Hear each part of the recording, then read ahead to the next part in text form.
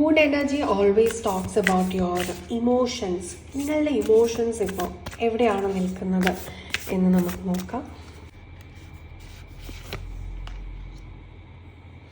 Balance your spirituality and practicality. നമ്മൾ new moon guidance എടുത്തപ്പോഴും കിട്ടിയിട്ടുണ്ട്. ഇത് ചെറിയൊരു കാര്യമല്ല.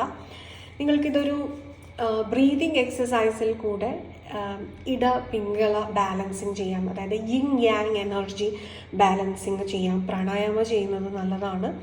ഡിവൈൻ ഫെമിനൈൻ ആൻഡ് മസ്കുലൈൻ എനർജിയെക്കുറിച്ച് തന്നെയാണ് നമ്മൾ പറയുന്നത്. നിങ്ങൾ ഒന്ന് അനലൈസ് ചെയ്ത് നോക്കുക. ഞാൻ ഡിസിഷൻ എടുക്കുന്നത് ഇമോഷണലി ആണോ? ഞാൻ എങ്ങനെയാണ് ശരിക്കും ഇമോഷണലി ആണ് എൻ്റെ ജീവിതത്തെ നോക്കി കാണുന്നത് എങ്കിൽ നിങ്ങൾ കുറച്ചുകൂടെ പ്രാക്ടിക്കൽ ആവുക.